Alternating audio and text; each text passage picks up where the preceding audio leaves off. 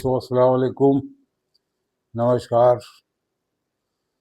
आपके सामने फिर एक बार मैं हाजिर हूँ अपना नया वीडियो लेकर।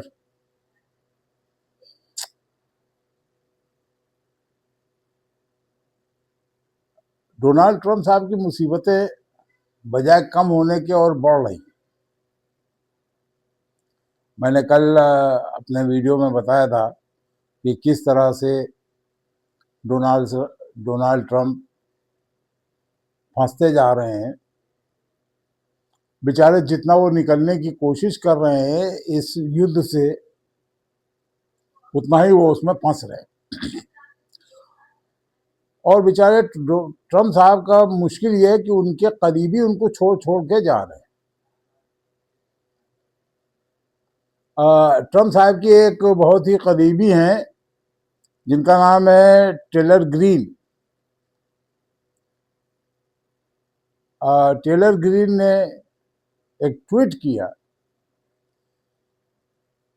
और कहा कि ट्रंप साहब जो है वो गलती कर रहे हैं, ये युद्ध छेड़ दिया इन्होंने और हमारे जो किसान हैं वो मर रहे हैं, क्योंकि फर्टिलाइजर जो है वो सारा आता है यूएई से और यूएई होर्मुज बंद कर रखा है, तो फर्टिलाइजर आ नहीं रहा है। अब फर्टिलाइजर आएगा नहीं तो किसान क्या करेगा? खेती जो है वो बहुत ज्यादा असर पड़ेगा और 30 से 35% खेती कम हो जाएगी। उन्होंने भी कहा, ट्रंप साहब को जल्द से जल्द ये फैसला लेना चाहिए और होर्मुज को खुलवाना चाहिए ईरान से बात करके। इससे पहले आपको पता ही है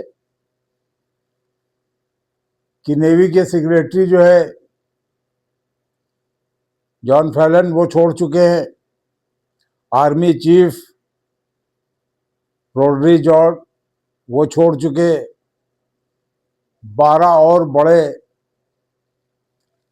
इनके अधिकारी जो है वो उनसे रिजाइन करवा लिया गया, क्योंकि वो ट्रंप साहब की बात नहीं मान रहे थे।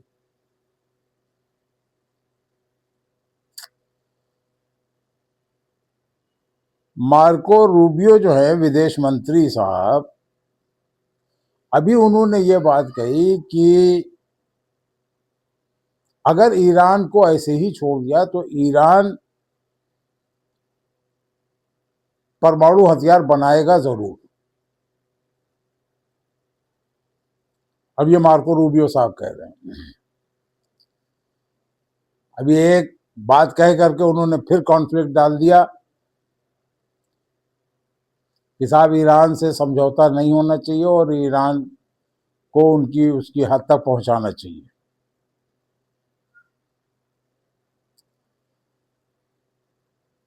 अब ये तो खैर भविष्य की बात है कि ईरान न्यूक्लियर बनाएगा या नहीं बनाएगा।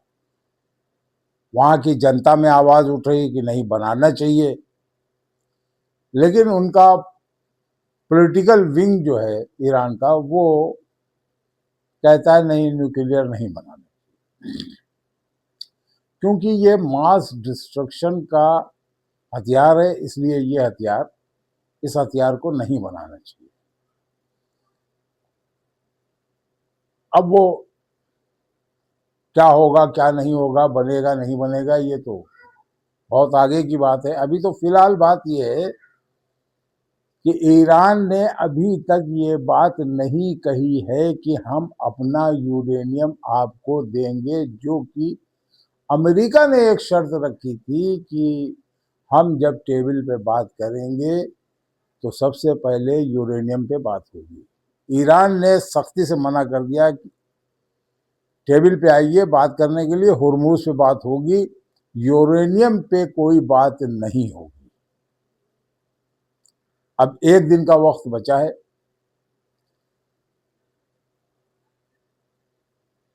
पहली तारीख को जो है वो 60 दिन पूरे हो जाएंगे। अब इस एक दिन में क्या होगा क्या नहीं होगा, ये तो ट्रम्प साहब को फैसला लेना है। वैसे ट्रम्प साहब में भी बहुत चेंजेस आए हैं इधर पिछले एक हफ्ते के अंदर। माफ कीजिएगा, पिछले एक हफ्ते के अंदर ट्रम्प साहब में भी बहुत ज्यादा चेंजेस देखने को मिले हैं।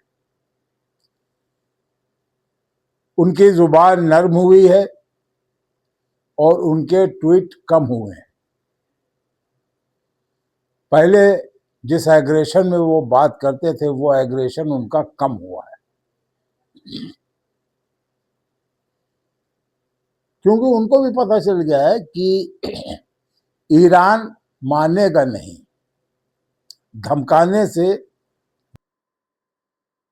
ईरान को अगर आप धमकाएंगे तो धमकाने से ईरान आपके साथ बातचीत की टेबल पर नहीं आ सकता। अब जो ये रास्ता अख्तियार किया है ट्रम्प साहब ने, ये बातचीत के लिए सही है। अब नरमी दिखाई है ट्रम्प साहब ने, तो अब बातचीत हो सकती है। इधर अभी रशिया के रशियन जो मिनिस्टर हैं, उन्होंने कहा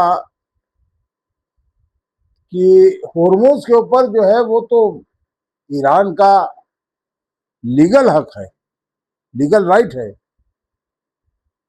और अगर ईरान होर्मुज के ऊपर कोई पाबंदी लगा रहा है तो ठीक है, अच्छी बात है। वो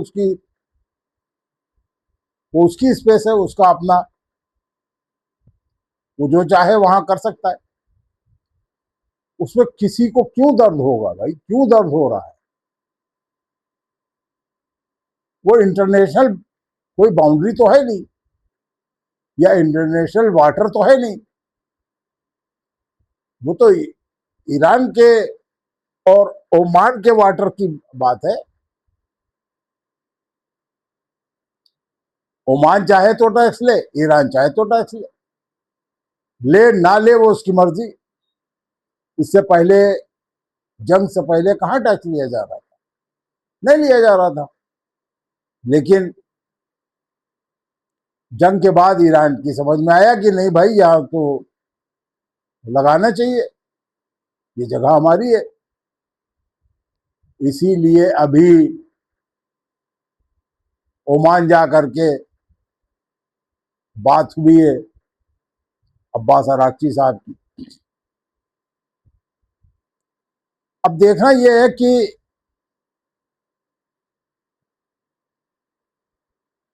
एक दो दिन में क्या होता है, मसला हल होता है या मसला और बिगड़ता है, ये तो आने वाला वक्त ही बताएगा। एक दो दिन और इंतजार कीजिए। अल्लाह।